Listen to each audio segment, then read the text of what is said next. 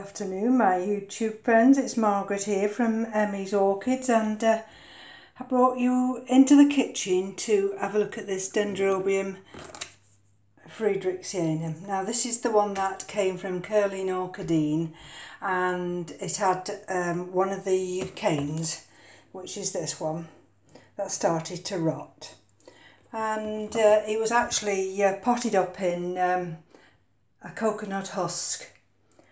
And watching one of Roger's videos, I took heart and I thought, well, I'm going to have to do what Roger did. He's going to have to be brute force. And the reason I say it's going to have to be brute force was because today, when I looked at this one here, this is the original one, and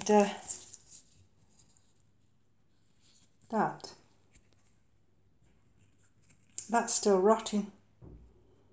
I thought, God, what's up? I couldn't understand why it's still rotting after all this time. I'm going to have to wipe my hands now because I don't want to cross-infect. And then, so I'll go over here. So then I decided to take it off, and look at that. Can you see? But to get this away, prized away from the, if you like, from the mother plant, because this is one of the new growths, or a growth, I had to disentangle everything else. You see, that's the rot. I'm gonna wipe my hands now. In fact, I've got some here, some foam, which actually disinfects your hands. And so I've dissected it this afternoon. Cut all the, well, not cut, but got out all that middle out. And the only damage so far is just the end of, which one is it? One of these little ones that have got stood up somewhere, but unfortunately that can't be helped. And this one also, this little tiny one here, I wasn't so happy about that because I thought, even though it's got a little cakey going there, it doesn't feel quite strong enough down there. So what I might do with this one, I'm going to pop that up in a little tiny pot. So what I'm going to do now is, I've got hydrogen peroxide 3%, and I'm going to spray. I've cleaned everything, as you can see, and I'm going to not only just spray these roots here and that little root there, I'm going to have to spray this this piece of cork. Just bear with me a minute, and I'll just change hands and see if I can do it easier. Oh dear, I nearly sprayed the tablet then.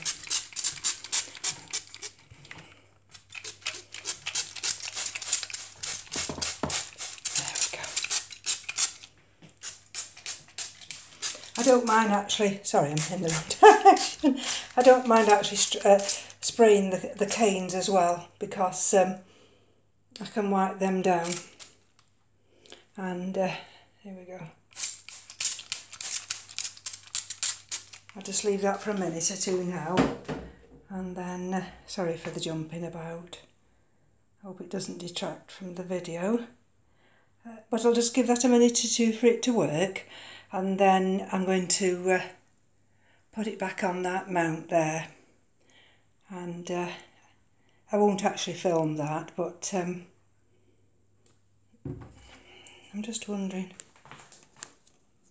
See, with that one, no, that's not even worth keeping now. And the other thing I did today was just bring this, I've got this mounted as well, this little Phalaenopsis here, and it wasn't doing anything, so I've just put it in some water to hydrate it, and then I'll see what I'm going to do with that one. Oh, let me just take you back to this, the main part of this friedericksianum. The reason I wanted to act today was, let me just have a look for you. I think it's on that big one there. No, she's got, I think it's, there's one new eye. And there's another new eye. So I needed to act quickly because this one's going to be developing those new eyes into canes. And there's just a little bit of frothing going on there. I can't hear a lot, and of course those have produced cakeys. Now I thought I was going to be excited and thought they were going to be flowers. I don't know what that little nubbin is, whether that's going to be a cakey. Anyway, I'll just leave that to do its magic, and bear with me. We're just outside now, and at the moment the Dendrobiums are here. They were the other side of the garden when it rained yesterday, and they all got soaked. I've even brought the angraecum down, and but we've got the afternoon sun now, and it's too hot for them. Oh, look at that spider. That's the only thing I don't like about bringing them outside. Spiders, bugs. Anyway, within the short space of being outside, look at that. And these are the new growths on the chrysotoxum. And this is the delicata. It's very windy now, but the orchids don't mind. They're nice and secure on this table. Right, I'm in the grow room now, and I've just along this friedericksianum, except put the label the wrong way around. I shall have to manoeuvre that after. And it's in two parts. There's the first section there, and that's got the new growth here, and that new growth has got don't know, you'll see there, two new eyes to develop on. And this is the other section here. And the only thing I'm worried about this section is that this one, sorry about that, is that this one here just seems a little bit weak. So we'll just have to keep our eye on that one. There's nothing I can do.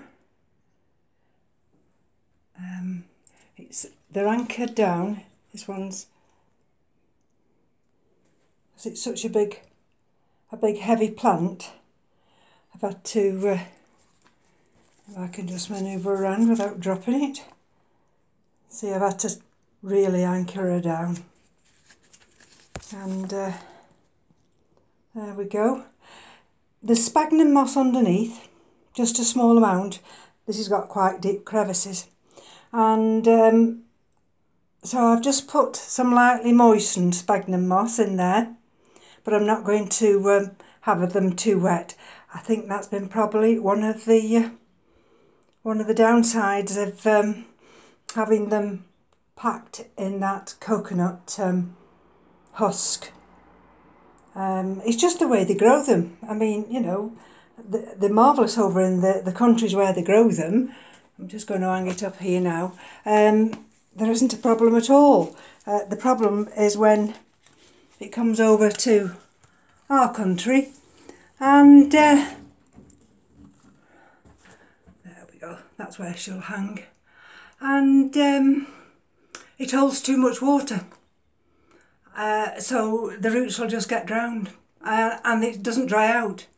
So that's why they usually say well, especially curly orchidine, say some experience necessary. And so that today, I've really had to make that decision today to cut that plant, get all that coconut husk away from those roots. We're left with just a few little roots, but that'll just have to do. There's nothing else I can do about it. And if I take you slowly down here, we've not got the humidifier on at the moment, and it's 62%.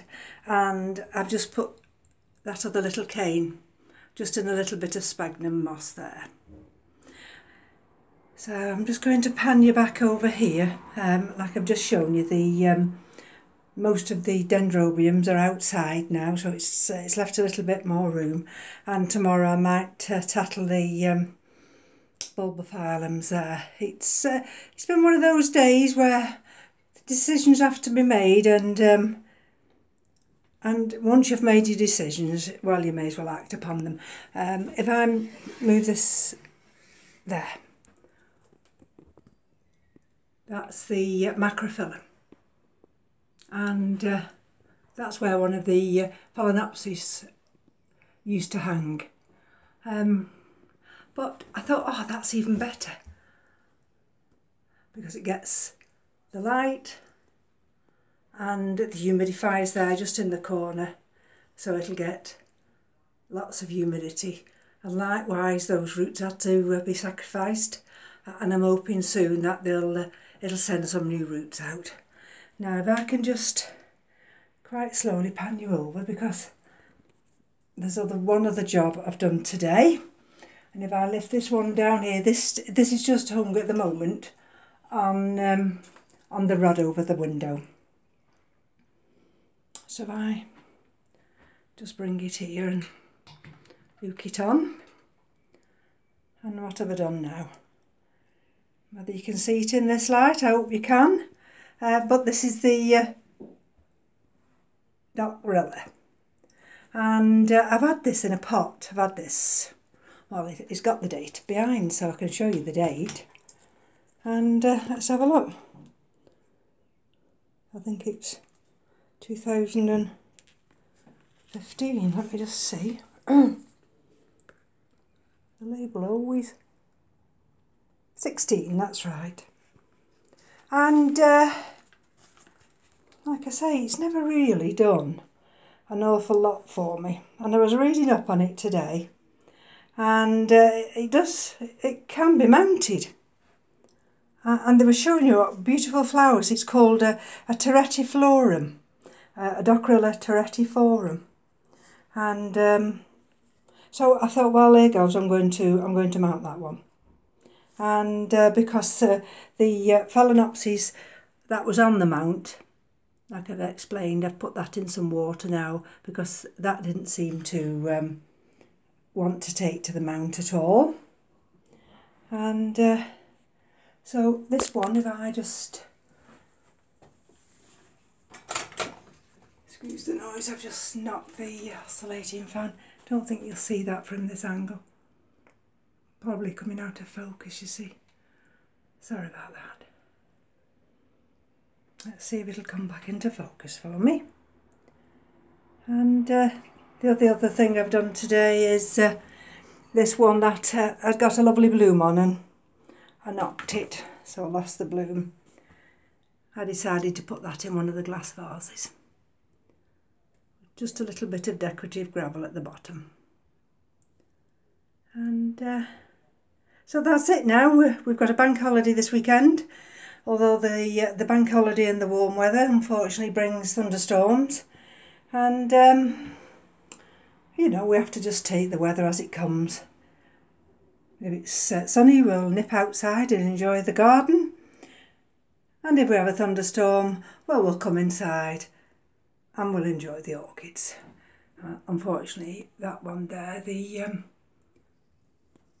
Gatton somewhere, which is not in focus now.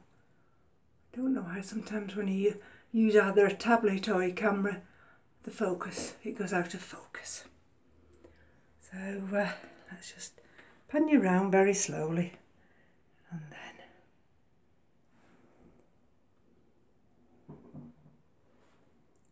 we go.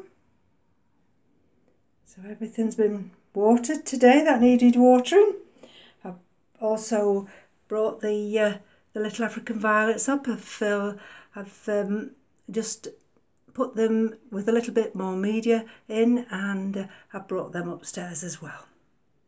And we've got a couple of spare pots there for when the new orchid delivery comes next week, so super excited about that. And those are the Pleurathalis and the Alcoglossum. So from me to you, have a great weekend. Speak soon. Bye bye now.